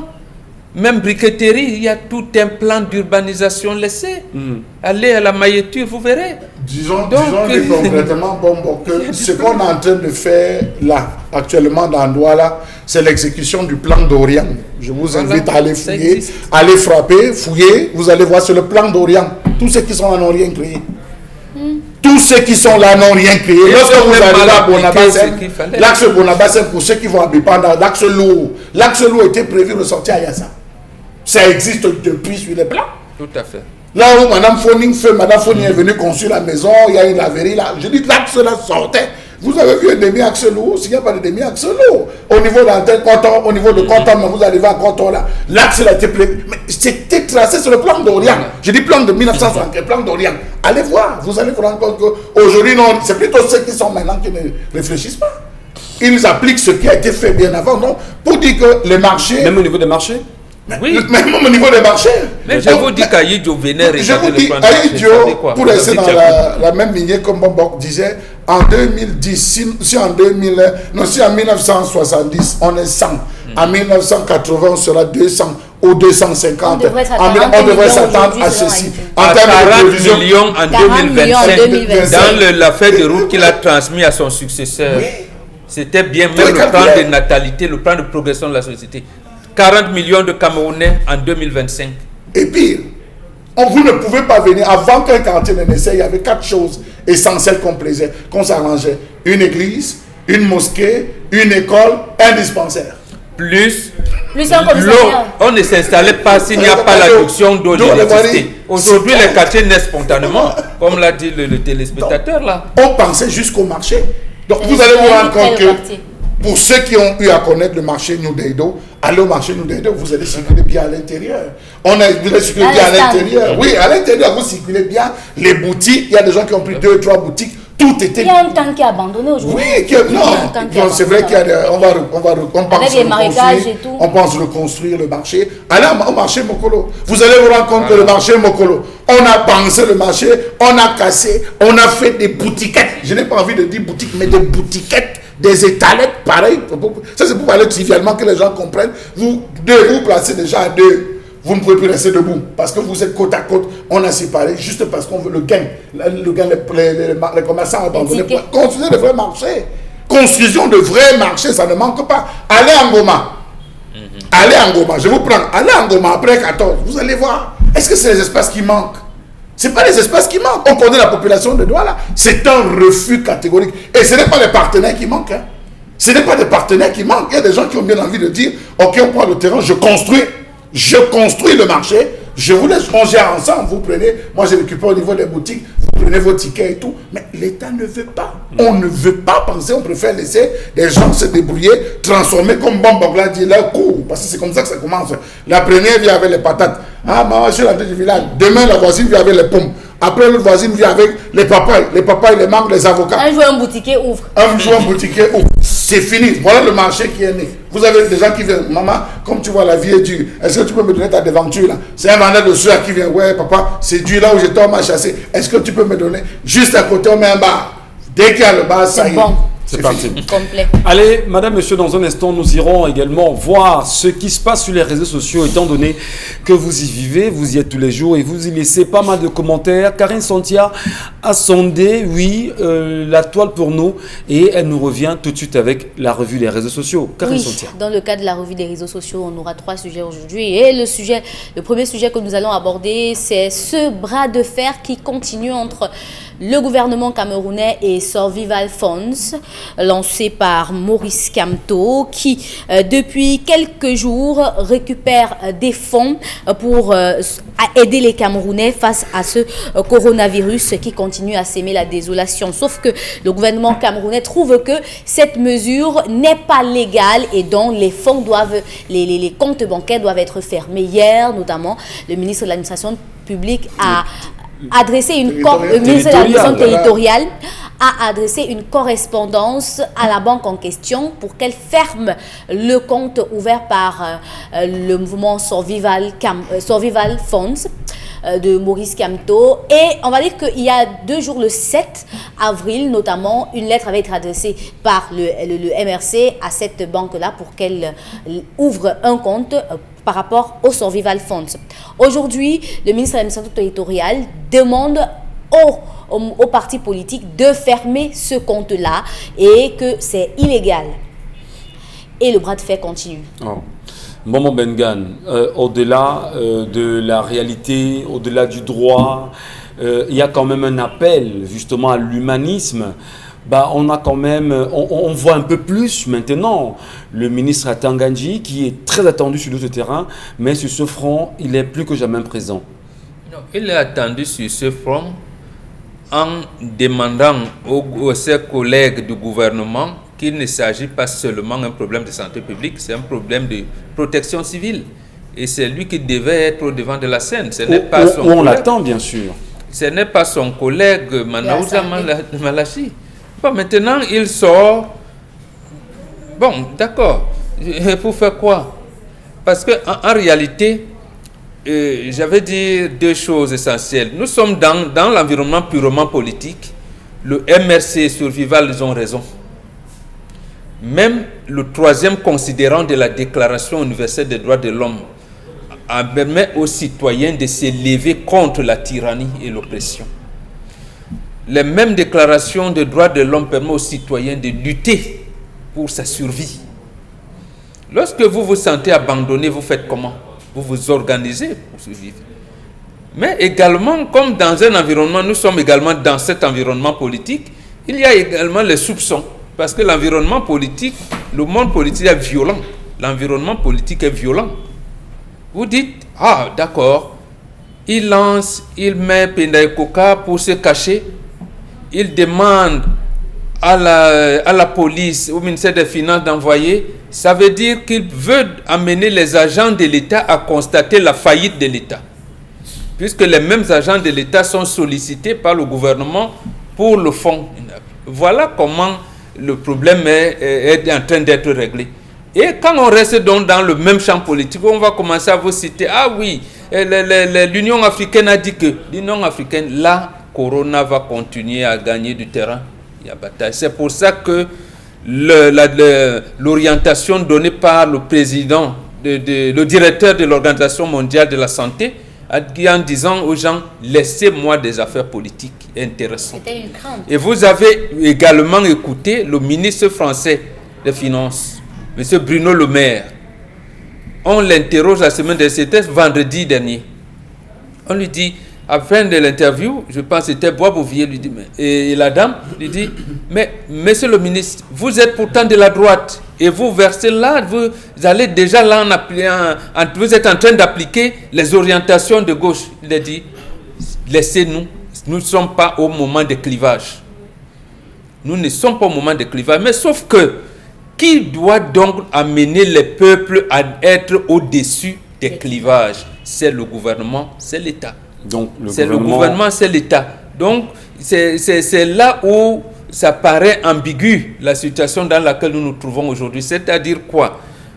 Moi, j'aurais quand même, mais là, s'il faut donner un point de vue, dire que il fallait peut-être que le MRC puisse appuyer, puisse montrer comment le Cameroun ne peut pas.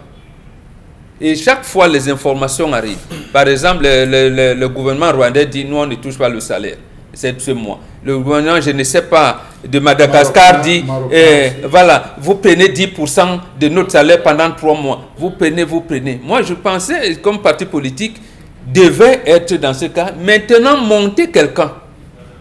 Par exemple, si c'est Pendaye Koka qui choisissent, ils pouvaient parler en tant que citoyens et tout, et eux venir après en disant, nous appuyons l'initiative de M. Pendaye Koka qui est en train. Mais lorsque vous venez en tant que parti politique et créer un sous-compte de votre compte, acceptez que les autres sortent le gros bras. Je vais vous faire savoir que les membres, hein, si vous voulez, du MRC laissent croire que cette initiative est celle du citoyen Kamto et non du MRC. Vous ne pouvez pas enlever cette enquête-là. À quel moment vous pouvez prendre Paul Biya comme président de la RDPC? À quel moment il est président de la République? Attends, à quel moment il est chef supérieur des armées?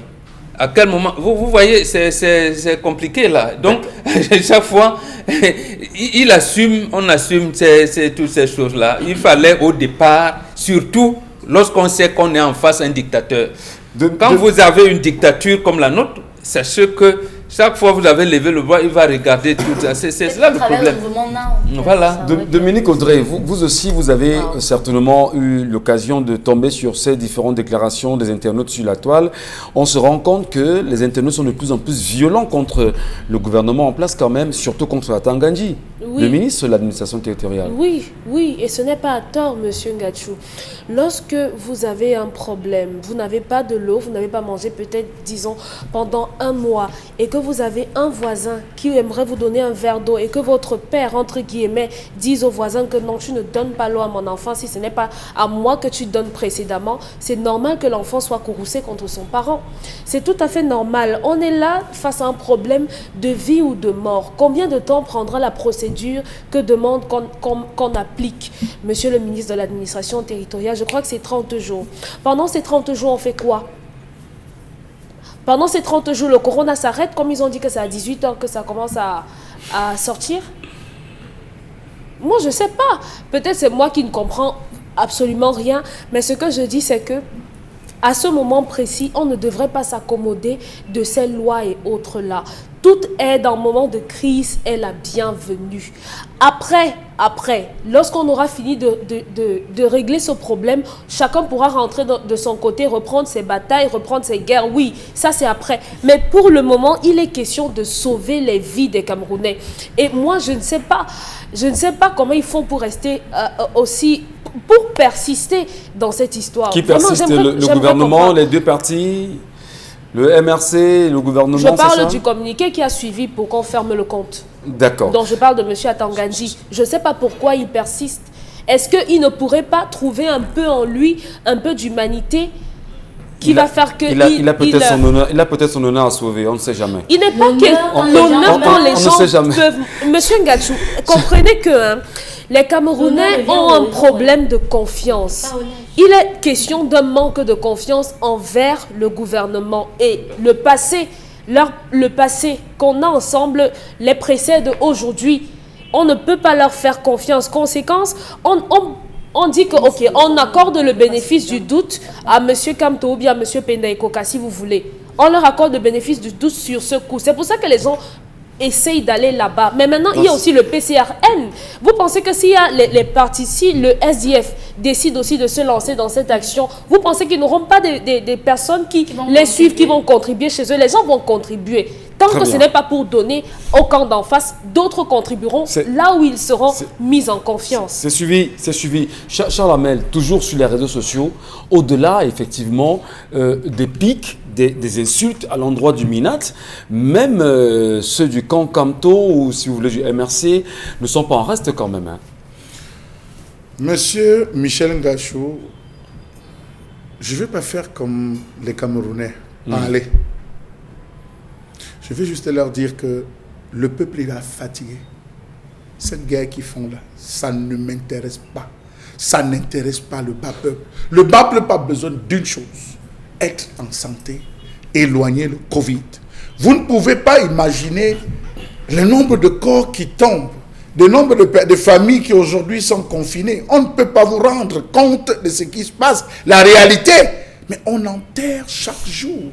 On confine des gens chaque jour. Des gens sont infectés. On vient de parler du marché. Les gens sont infectés. Ça me sert à quoi que monsieur Atanga Dibaga avec Kamto, quand je sais qu'à tout moment je peux être infecté, que j'ai besoin de masques, ça me sert à quoi? Ça me sert à quoi? Ce sont eux qui nous embrouillent. Qu'ils arrêtent de nous embrouiller. Nous, on ne veut plus être embrouillés. Ça, je vous le dis honnêtement. On a lancé la quête de l'effort de guerre. En 2008, il y a eu les émeutes de la faim. Ce gouvernement habitué à la guerre. Vous êtes des ex-employés de la BIAO. Vous déclamez, on ne vous donne pas, vous descendez dans la rue, on vous appelle, on règle. Vous êtes des employés du Madjeni. Vous êtes à 11 mois sans salaire. Vous annoncez que vous descendez dans la rue. Le lendemain matin, on vous paye. Vous dites que non, on vous paye. On vous paye. On les a donné 2 mois. Vous êtes les employés des dockers au port. Vous dites qu'ils n'avaient pas ceci. Vous annoncez une grève. On vous règle. Voilà comment le gouvernement fonctionne. Aujourd'hui, on a ouvert les contributions. Le chef de l'État, on a dit, le chef de l'État a donné 1 milliard. Bravo. 2 ou 3 opérateurs économiques ont arrondi la somme avec quelques opérateurs économiques, disons-le comme ça. Ils ont arrondi à 700 et poussière de millions. Stop et fin. Les gens ne donnent plus. Les membres du gouvernement ne donnent plus. C'est un effort qu'on a lancé. Les gouverneurs ne cotisent pas. Comme Kamtoli aussi est sorti en disant que collectons, on dit arrêtons même cette affaire, entrons dans Kamto. Tous les journaux, toute la une des journaux, on a tourné le dos au Covid. C'est devenu une bataille médiatique entre le MRC et pendant ce temps, le peuple gagne quoi? Arrêtons, laissons-les faire les choses. Nous, on veut, au moment où ça va, vous allez voir, quand on va commencer à traverser sur les corps, parce que ça va arriver. Vous entendez 1000 morts. Mais on ne souhaite pas. Non, mais vous le souhaitez. Vous entendez 1000 morts aux États-Unis, 2000 morts aux États-Unis. Hier, on parle de 882 poussières de milliards. La France a dit, nous, on va atteindre le plateau. Et tout. Mais nous, on va arriver à ça. Que vous le vouliez ou non, on va arriver à ça. C'est en ce moment qu'ils verront véritablement quel est le visage de la colère, le visage du peuple, si Covid ne les a même pas eux-mêmes attrapés. Merci Charlemagne Bathiou pour cette précision. Karine Santier avec vous. Le deuxième sujet de la revue des réseaux sociaux ce matin. Deuxième sujet de la revue des réseaux sociaux ce matin, le Premier ministre Dr Chief Joseph John Gouté est sorti hier et a remis les pendules à l'heure face à cette cacophonie dans les mesures gouvernementales. 7 nouvelles mesures ont été prises pour accompagner les premières mesures du 17 mars 2020. La généralité du port du masque dans tous les espaces publics à partir du 13 avril, production locale des médicaments, des tests de dépistage, des masques de protection et des gels hydroalcooliques pour les institutions nationales, par les institutions nationales compétentes, pour ne citer que ces mesures-là. En même temps, on a lu ces mesures, on a le sentiment en même temps, Bobo Mbengue, qu'il n'y a rien de nouveau. Peut-être imposer le port de masque aux gens dès lundi, que ce soit obligatoire. Justement, c'est ça que nous déplorons, la politisation de l'affaire. Ce qui se passe à la primature actuellement, en fait, ce communiqué règle les problèmes politiques. Rappelez-vous, lorsque le ministre Tangandi avait menacé Equinox et les autres chaînes de radio et de la presse écrite, la sortie de Séverin Tchoumke, PDG du groupe Equinox, il avait dit un certain nombre de choses, mais beaucoup de gens ne l'avaient pas compris. Il a dit, le fait pour le groupe Equinox d'avoir accompagné le Premier ministre ne plaît pas à certains points de régime. Ça veut dire qu'en fait, il y a les batailles de succession au sommet de l'État. Et beaucoup de gens n'ont pas accepté, n'ont pas apprécié. Et pour parler comme au quartier, n'aiment pas le Premier ministre qui est là. Et donc, le président de la République, je suis sûr que c'est lui qui l'a instruit. Donc, face à la cacophonie, comme disait Charles Lamel tout à l'heure, nous, on est en train de mourir, on peut même mourir, être contaminé et ne pas avoir de soins. Et les gens sont là, chaque ministre tire de son côté. C'est un recadrage. Et ce recadrage voudrait dire qu'en fait, il y a un Premier ministre. Et c'est pour cette raison que le MRC et tous les partis politiques que nous, on voulait le commandant en chef de l'armée. C'est pour ça qu'on veut. Vous voyez donc maintenant que eux-mêmes, lorsque la bataille ou la guerre n'est pas encadrée par le commandant en chef, tous les éléments se permettent des libertés. Et ce sont ces libertés-là qu'on voudrait recadrer maintenant. On voudrait recadrer. Donc, en fait, c'est maintenant que le chef de l'État est en train de sortir. Croyez-vous que ce sera compris? Oui, je pense que ce sera compris. C'est ce qui fait que le nom du Premier ministre a été rédigé en gras.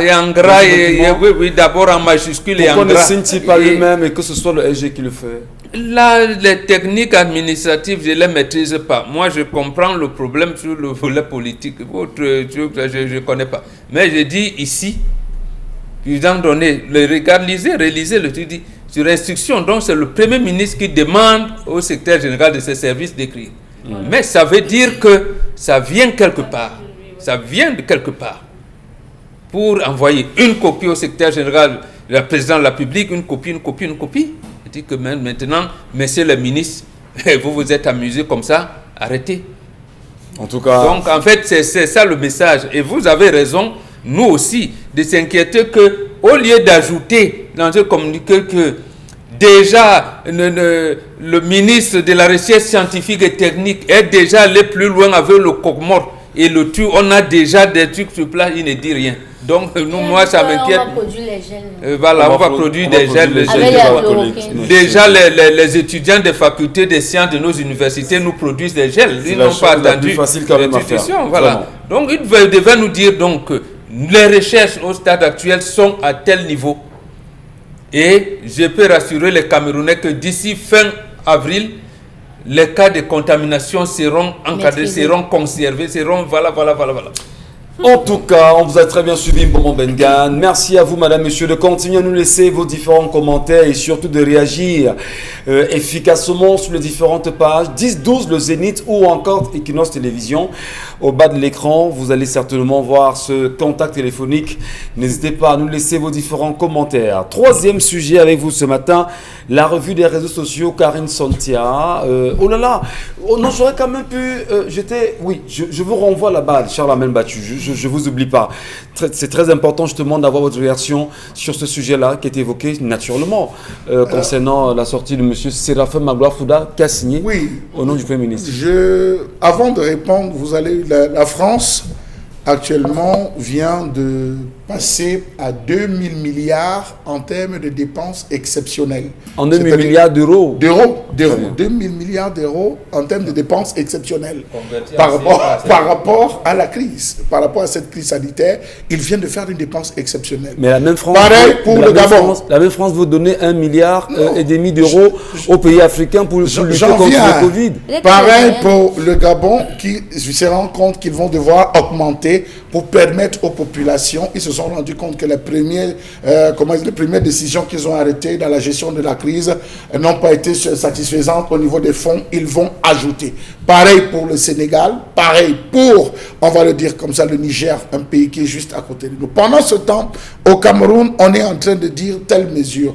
Jusqu'à aujourd'hui, on ne nous a pas rassurés. Je précise mes mots.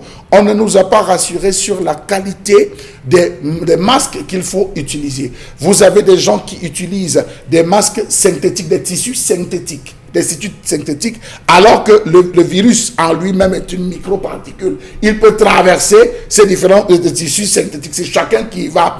Est-ce que le ministère de la Santé nous a défini le type de textile qu'il faut utiliser comme masque? Premier point. Quelle est la matière? Dans quelle matière il devra être fait? Deuxième point. Troisième point. Comment est-ce qu'on devrait le concevoir? Est-ce qu'on va devoir le concevoir en utilisant en doublant ou en triplant? C'est au ministère et aux responsables de pouvoir nous définir. Lorsqu'on dit que lundi, tout le monde doit avoir un masque, je suis d'accord avec cette mesure. Mais que le Premier ministre sache que dans les pharmacies, les masques se vendent à 1500 à l'heure où je vous parle, 1500 l'unité. Est-ce que les Camerounais ont 1500 francs en termes d'unité? Déjà, on ne parvient pas à manger. Moi, personnellement, on a des soucis de santé, on a des soucis, on ne parvient pas. Est-ce que je vais dépenser 1500 pour un jour?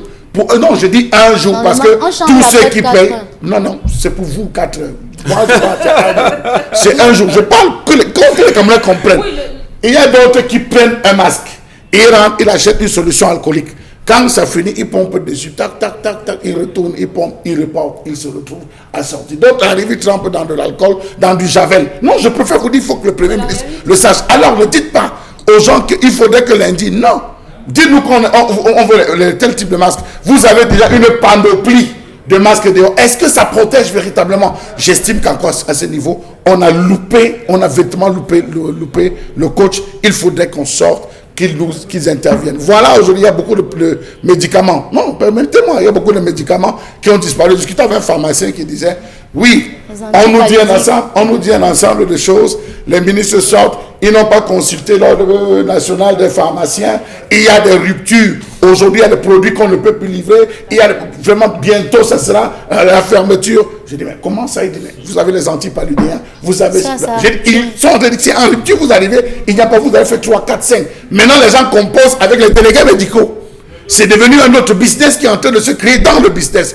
Est-ce qu'on a pensé à tout cela? Homologuer les prix. Désormais, le masque va se vendre à 500 francs, à 200 francs. Vraiment, on ne le fait pas. On laisse les Camerounais comme ça. On arrête des mesures. Franchement, on devrait aider. C'est aberrant. Dans les fonds de la décentralisation qu'on devait verser aux différentes mairies, on pourrait prélever en disant que sur ces dotations, on va prélever telle somme. On va acheter des cartons. Il serait question pour toutes les communes de partager au moins un paquet. C'est compris, cher Lamel. Karine Sontia, rapidement. Ce dernier sujet nous intéresse véritablement. Hein. Oui, le dernier sujet concerne notamment la nouvelle stratégie de communication du docteur Manaouda Malachi, qui sera basée essentiellement sur la stratégie, les cas graves, les cas guéris, les décès et les mesures barrières. Donc, dorénavant, on n'aura plus les nouveaux cas, ce qui devient un peu inquiétant pour... il n'en parlera plus. Oui, il n'en parlera plus des nouveaux cas et du nombre total de contaminés et ainsi de suite. Donc, ça fait quand même parler beaucoup de personnes sur Internet. Oui, c'est quand même assez grave, Bonbon Bengan. Il ne parlera plus des nouveaux cas.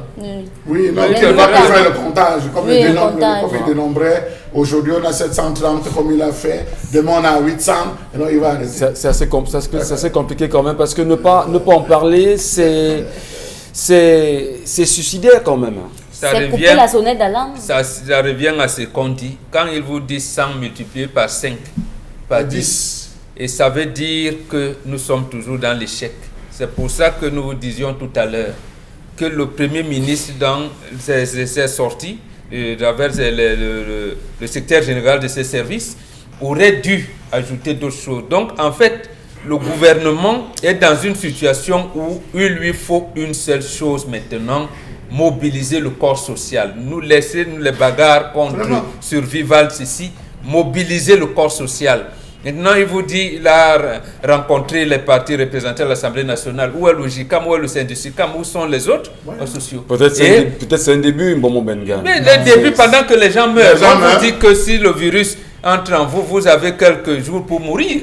Et si lui fait un mois, 30 jours pour procéder à des consultations, même pendant la campagne, comment vous appelez, le dialogue national, les gens vont tous mourir. Les gens vont tous mourir, mais ce n'est pas normal. Ça doit se faire vite et maintenant. Donc, qu'ils nous disent le nombre de morts. Oui. Il doit dire que toutes les chaînes mondiales, on affiche maintenant, le logo, on affiche. Aujourd'hui, nous avons franchi la barrière. Et les protocoles mis en place, qu'ils laissent les médecins ou le corps médical dire quel genre de protocole. Bon, quand on vous dit on a guéri 49, bon, peut-être parce que nous sommes en période pascale, l'ange Gabriel a guéri les 49 personnes. Alors. Bon, si c'est là, il y a une association des anges au ciel qui a guéri les gens qui nous le disent. Merci. Mais attendez. Vous avez vu le président Emmanuel Macron aller rencontrer le professeur Didier Raoult, aller rencontrer les chercheurs. Vous avez besoin de quoi? Qu'est-ce qu'il faut? Laisser les clivages, laisser les insultes. Ce qu'on veut, c'est soigner les Français. Vous avez besoin, il vous faut quoi? Mais c'est ce à quoi on doit arriver. On a dans le concret. On a non, déjà qu'on a fait une chose. On a déjà donné l'autorisation au ministère de il n'y a pas de matière première. Il n'y a pas de matière première. Scientifique doit fabriquer la chloroquine. La matière première sortira d'où? Bonne question. On est au Cameroun. On est les milliardaires chinois envoyer le matériel. C'était pourquoi? C'est où? Bon. En tout cas, vous posez plus de questions. Karine Sontia, on va poursuivre avec les messages avant de passer à autre chose. Parlons de l'histoire du jour sur le tatouage. Je dirais que chez les Bacons, dans le Ndé, les femmes des chefs avaient le corps tatoué des perles de cori, synonyme d'argent et chose devenue sacrée pour nous les princes, car nous ne touchons pas à ces coris, quelle que soit son utilisation. Serge Lévin Gachou, depuis Bacon. Bonjour Gachou. Un autre message à l'instant. Voilà, cette fille n'aime pas vraiment son propre corps et surtout elle ne doit pas elle ne doit pas se comparer, elle qui est dans le ménage à celle qui est une actrice ou encore à celle qui est encore dans une vie de dépravation. Cette fille n'a pas eu le consentement de son mari, alors elle se doit de payer le prix de son aventure, surtout que elle l'a fait pas pour elle, mais pour plaire à son mari. Donc elle peut aussi sortir de la maison, comme le dit son mari, puisqu'elle aime lui faire plaisir. En ce qui concerne l'enfant, il n'a pas demandé à venir, donc les deux doivent s'entendre. Il faut qu'ils s'entendent, nous dit le téléspectateur. Madame, monsieur, 10-12, le Zénith, comme vous le savez, on ira retrouver au studio B ce matin notre frère et ami Consti Lamine qui nous y attend avec le concept Salaka. Consti Lamine, bonjour. Oui, bonjour à tous les téléspectateurs, bonjour à l'équipe en studio et surtout un bonjour particulier à tous les Camerounais, à tous les habitants du monde qui célèbrent ce week-end, un très grand week-end pascal. Alors, à l'occasion donc de ce week-end pascal, le magasin 1001 tapis, le concept Salaka offre des merveilles à toute sa clientèle. Ces merveilles commenceront déjà par les prix qui sont encore à la portée de tout un chacun et surtout des produits de très bonne qualité. Nous allons tout de suite commencer la vente de ce matin par la présentation, je dirais même la représentation de votre complément alimentaire, le Von Bio Oméga 3 que voici. Ce complément alimentaire permet de réduire les complications du diabète. Le Von Bio Oméga 3 permet de réguler le taux de cholestérol dans le sang, de réduire naturellement la pression artérielle. Plusieurs avantages accompagnent bel et bien la consommation du Von Bio Oméga 3 qui, je rappelle, est sans effet secondaire dans l'organisme. Alors, vous l'avez donc au prix de 5 500 francs du côté du magasin 1001 tapis qui est ouvert ce vendredi jusqu'à 18h00 et demain samedi jusqu'à 16h. Ce magasin vous permet d'avoir ces compléments alimentaires au prix de 5 500 francs. Et pour ceux qui ne sont pas dans la ville de Douala et qui ont besoin d'un Von Bio Oméga 3, il suffira tout simplement d'appeler le concept Salaka au numéro de téléphone qui s'affiche au bas de l'écran. Vous êtes à Yaoundé, vous êtes à Garoua, vous êtes en Guélémendouka, quelle que soit la ville, quel que soit le pays, quel que soit le village, le concept Salaka se chargera de vous livrer votre produit. Du côté de Yaoundé, il faut le rappeler à nos téléspectateurs, on a un représentant titulaire à Yaoundé qui se charge de faire de livrer tous les clients de Yaoundé. À côté bien sûr du Von Bio Oméga 3, on a également cette lotion des diabétiques. C'est un lait de toilette pour diabétiques. Ça permet d'embellir la peau des diabétiques, de la nourrir, de la protéger. Donc je conseille vivement ce lait de toilette à tous les diabétiques qui le regardent en ce moment. Ce lait de toilette coûte la somme de 6 000 francs, qui est d'ailleurs un prix de promotion du côté du magasin 1001 tapis. C'est en plein cœur de Douala, au quartier Aqua, en face du palais d'Ika. Il y a également d'autres Von Bio tels que le Von Bio Détox qui permet de désintoxiquer l'organisme, le Von Bio Libido, le Von Bio Gastro, le Von Bio Sleep. Tous ces Von Bio sont en vente du côté du magasin 1001 tapis, en plein cœur de Douala. À côté bien sûr de ces compléments alimentaires, on a également cette pommade contre les hémorroïdes que je vais encore une fois de plus présenter à tous nos téléspectateurs. Et c'est que vous êtes nombreux qui me regardez à la maison, vous êtes nombreux qui vous posez la question comment faire pour éradiquer l'hémorroïde que j'ai depuis plusieurs années. La solution, elle est là. La solution, c'est cette pommade contre les hémorroïdes. Ça fait plusieurs mois que nous vendons cette pommade et ils sont des milliers de personnes qui ont retrouvé le sourire et ces personnes sont devenues des ambassadeurs du concept Salaka. Alors, je vous conseille bel et bien cette pommade contre les hémorroïdes. Évitez d'acheter n'importe quoi. Évitez d'utiliser n'importe quoi parce que la santé, elle est délicate. Oui, parce qu'elle est délicate.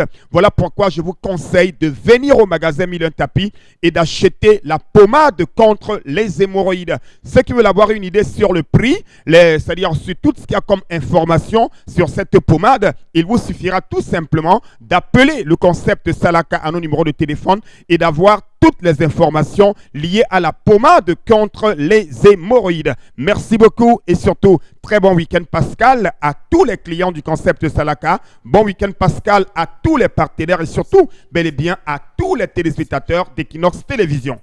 Merci infiniment, merci beaucoup Consti Lamine, bon week-end pascal à vous, profitez-en, c'est vrai, restez surtout à la maison et mangez avec ceux qui certainement pourront partager ce repas de la Pâque avec vous, probablement les enfants. Confiné, hein. Bah oui, confinés ensemble à la maison, c'est important. Karine Santia, nous poursuivons la lecture des messages avec vous pour la suite. Quelle généralité de port de masques? Ils vont les distribuer à la population gratuitement. Où sont passés les budgets du pays? Adam Topo qui nous écrit ce matin. Non, c'est une bonne question. Non, entre nous, dans ce genre de situation, apparemment, ce décoton existe encore. Apparemment, la SICAM existe aussi. Donc, le corps médical pense qu'on peut utiliser quelle matière dans ce genre de cas pour des virus. C'est eux, c'est le corps médical qui doit nous dire. Et on aurait donc pu attendre que, au moins dans le maigre milliard qu'on a mis en place, ce que nous contestons comme insignifiant, nous pensons que c'est insignifiant, mais au moins nous dire que la SICAM va produire des batteries qu'on va mettre à la disposition de deux pour que au moins on sente comment le gouvernement est en train de faire pour un moment donné. Maintenant on vous dit vous pouvez prendre même les papiers hygiéniques et faire vos masques vous-même. Voilà. Vous pouvez prendre même soyons sérieux. Israël qui est venu rencontrer tout un premier ministre pour parler du financement. Charlamel, est-ce qu'à un moment donné on n'est pas outré? C'est-à-dire nous aimons, nous sommes chauvins, on aime notre pays.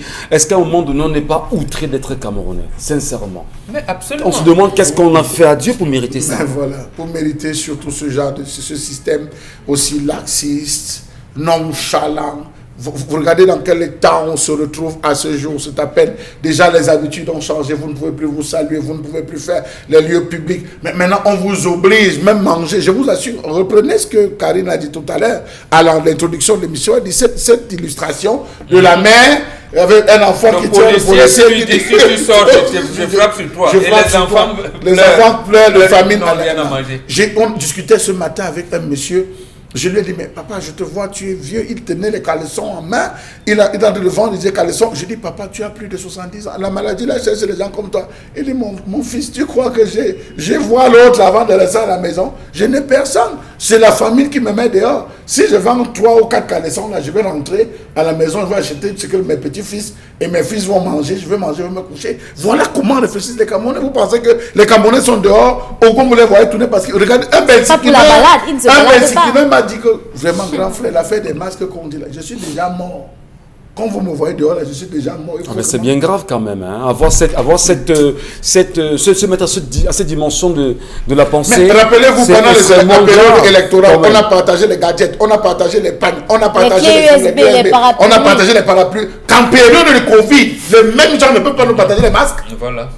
C'est cruel. Quand même. C'est vraiment cruel. Allez, on se disait déjà, bon fête de la... Oui, bon week-end Pascal, que non, il est avec nous à nouveau dans le studio Constille Lamine, vous nous retrouvez à nouveau? Bien entendu.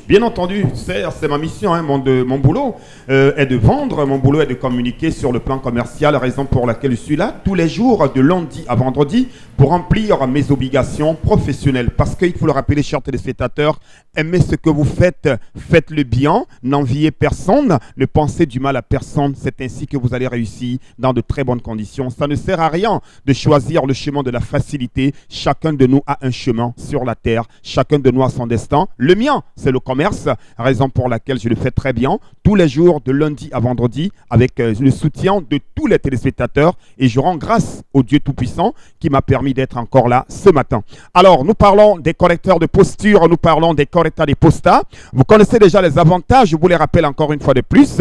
Ça permet d'éliminer les douleurs au niveau du dos, les douleurs au niveau du cou. Le correcteur de posture permet de nous prévenir contre le mal de dos. Il permet également de redresser votre dos. Alors, ceux qui ont des problèmes de douleur au niveau du dos, ceux qui ont du mal à dormir, qui ont du mal à marcher parce qu'ils ont mal au dos, je vous conseille de porter régulièrement le correcteur de posture. Alors, comment l'utiliser? On le porte 3 à 4 fois par jour pour des séances de 45 à 1 heure de temps. Ne pas dormir avec le correcteur de posture. On peut faire le sport avec le correcteur de posture. On peut conduire avec le correcteur de posture. On peut s'asseoir derrière son bureau avec le correcteur de posture. On peut faire toutes les activités avec le correcteur de posture, mais à condition de ne pas dormir avec son correcteur de posture.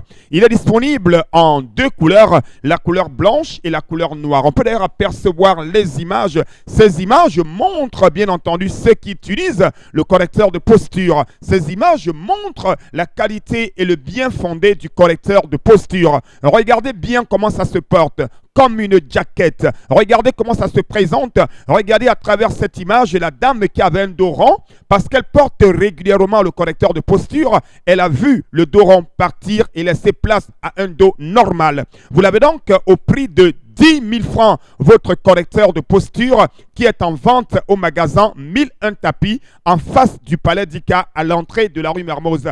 Je rappelle que tous ceux qui ont besoin de commander, que ce soit le correcteur de posture ou un autre produit vendu par le concept Salako magasin 1001 tapis et qui ne sont pas dans la ville de Douala, il suffira tout simplement de nous appeler à nos numéros de téléphone et vous savez très bien que le concept Salaka, c'est la qualité, c'est le respect de la clientèle, c'est le respect de nos engagements et surtout, nous donnons une garantie à tous les produits que nous vendons. Alors, n'hésitez surtout pas, appelez-nous, passez vos commandes. Le correcteur, vous l'avez à 10 000. Quelle que soit la ville dans laquelle vous résidez autant pour moi, le prix est de 10 000. La seule chose que le client supporte, c'est uniquement les frais de livraison. Ça veut dire quoi? Si vous êtes à Bafoussam, vous avez besoin d'un correcteur de posture, nous vous facturons uniquement les frais de livraison, pas plus, et le prix du correcteur qui est de 10 000.